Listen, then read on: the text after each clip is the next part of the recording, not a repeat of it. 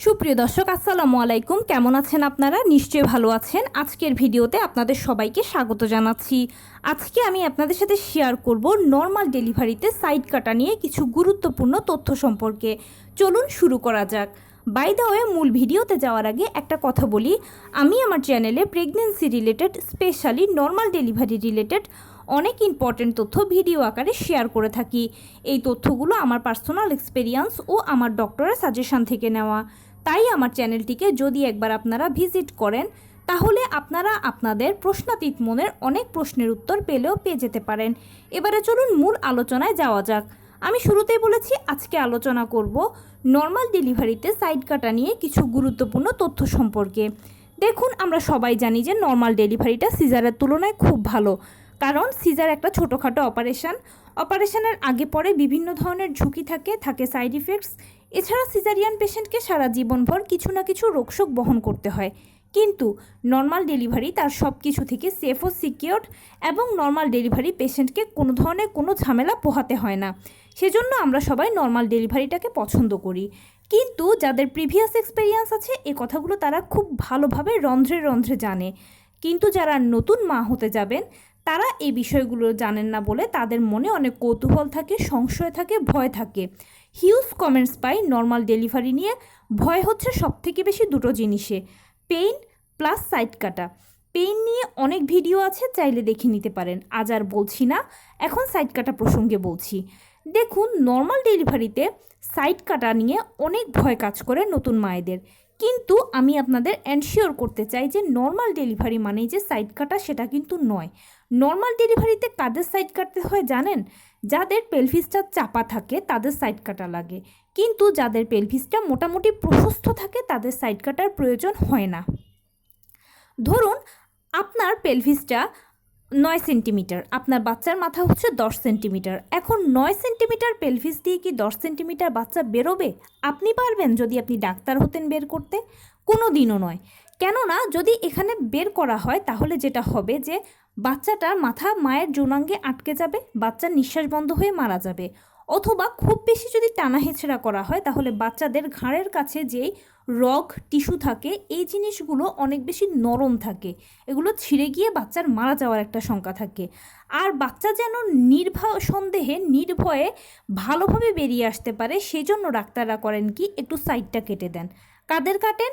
যাদের পেলভিসটা চাপা থাকে তাদের। কিন্তু যখন বাচ্চার মাথাও 10 সেন্টিমিটার, মায়ের পেলভিস 10 বা 11 সেন্টিমিটার, তখন সেই মায়ের মাথা কাটার প্রয়োজন হয় না। আপনি ডাক্তার হলে আপনিও সেটা করতেন না, কেননা ওই পথটা দিয়ে সহজে বাচ্চা বেরিয়ে চলে আসতে পারবে, কোনো ঝামেলা হবে না। সেজন্য অবশ্যই আপনাকে আমি নিশ্চিত করতে চাই, যদি আপনার পেলভিসটা 10 সেন্টিমিটারে কম থাকে তাহলে সাইড কাটতে হবে, কিন্তু যদি 10 সেন্টিমিটারে বেশি থাকে তাহলে সাইড কাটার প্রয়োজন হবে না। এছাড়া অনেক সময় এসব মাপঝোপ না হয়েও যদি সময় মতো পেলভিস ভালোভাবে সংকোচন প্রসারণ হয়ে যায়, তখনও কিন্তু সাইড কাটা ছাড়াই বাচ্চা বের করে আনা সম্ভব হয়। সেজন্য ডাক্তাররা বাচ্চাদের সেফটি সিকিউরিটির জন্য অনেক সময় যাদের প্রয়োজন হয় তাদের সাইড কাটে, যাদের প্রয়োজন হয় না তাদের সাইড কাটে না। আচ্ছা, এবারে যে বারবার বলছি সাইড কাটা মানে কি বুঝছেন? পুরো একটা সাইড কেটে ফেলা না। ওই যে বললাম যে পেলভিস যদি 9 সেন্টিমিটার হয়, তাহলে 10 করার জন্য সামান্য একটু তার জাস্ট কেটে দেওয়া হয়। অনেক কথাই বলতে গেলে একটু চামড়াটাই জাস্ট কেটে দেওয়া হয়, দ্যাটস ইট, আর কিছুই নয়। কিন্তু তারপরে বাচ্চা বেরিয়ে চলে আসে। এবারে বলছি সমস্যার কথা। অনেকে বলেন যে কি সমস্যা হয়। দেখুন, 98% পিপল বলে থাকেন যে সাইড কাটলে কোনো সমস্যাই হয় না। কেননা আপনার আমার হাত বা যে কোনো হাতের চামড়া বা যে কোনো চামড়া তো টুকটাক কাটে আমরা যখন কাজ করতে যাই, তখন সেটা শুকাতে কতদিন লাগে? 7 থেকে 8 দিন। এখানেও যদি আপনার সাইড কাটা প্রয়োজন হয়, তাহলে কিন্তু সর্বোচ্চ শুকাতে 7 থেকে 8 দিন লাগবে। এই 7-8 দিন হয়তো একটু ব্যথা পাবেন, একটু বসতে কষ্ট হবে, একটু হাঁটতে কষ্ট হবে, এতটুকু পর্যন্ত। কিন্তু আপনার হাই অ্যান্টিবায়োটিক চলবে, প্লাস ডাক্তার ওই সময় আপনাকে বলবে যে ঠান্ডা পানি ব্যবহার করতে, কোনো জীবাণুনাশক বা কোনো কিছু ব্যবহার করতে না। কেননা ঠান্ডা পানিতে এক ধরনের থেরাপির কাজ করে, থেরাপিও চললো, হাই অ্যান্টিবায়োটিকও চললো, সেলাইটা খুব দ্রুত টেনে যাবে, শুকিয়ে যাবে, আর 7-8 দিন পরে অটোমেটিক আপনি আপনার স্বাভাবিক সব কাজকর্ম করতে পারবেন। আরেকটা প্রশ্ন করেন অনেকে, সহবাসে সমস্যা হয় আপু? না, সহবাসেও কোনো সমস্যা হবে না।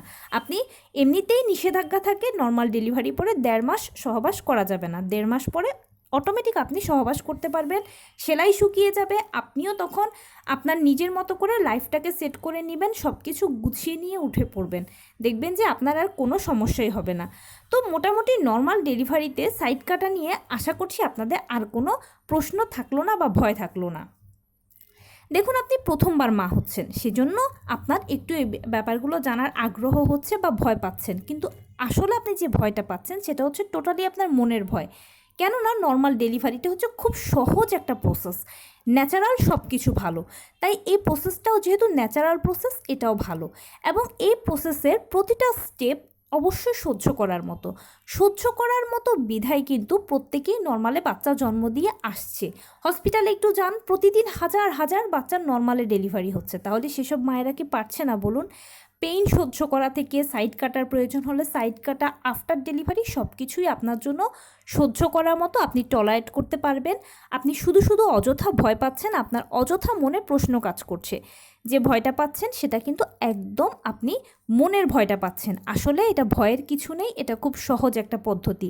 আর আমি আমার ভিডিওগুলোতে বারবারই বলি যে নর্মাল ডেলিভারির যে প্রসেস বা যে পদ্ধতি বা যেটা নিয়ে আপনারা বেশি প্রশ্ন করেন, যে সাইড কাটা বা পেইন বেশি ওঠা ইত্যাদি যে প্রশ্নগুলো আপনারা করেন, আসলে এই জিনিসগুলো বোঝার না কোনো উপায় আপনার থাকবে না, কেননা ততক্ষণে আপনি ডেলিভারি রুমে সিটে শুয়ে থাকবেন। সো আপনার সাথে কি হচ্ছে না হচ্ছে সেটা বোঝার কোনো উপায় নেই, কারণ ওই সময়টাতে ডাক্তার আপনাকে র্যান্ডম বলতে থাকবে যে মা আপনি চাপ দিন, জোরে জোরে চাপ দিন, বাচ্চাকে বের করুন, আপনার বাচ্চার অবস্থা খারাপ হয়ে যাচ্ছে, বাচ্চা বেশিক্ষণ থাকলে ওর অক্সিজেনের সংকট হবে। আর এই কথাটা কোনো মা যখন শোনেন তখন তিনি তার সর্বোচ্চ শক্তি দিয়ে চাপ দিতে থাকেন। ডাক্তার কি সাইড কাটছে না কাটছে না সেটা আপনার বোঝার কোনো অবকাশই থাকবে না। আর যদিও বা সাইড কাটার প্রয়োজন হয় তাহলে আপনার হাই অ্যান্টিবায়োটিক চলবে আর অটোমেটিক শুকিয়ে যাবে। তো এই ছিল আজকের ভিডিও, কেমন লাগলো বলুন?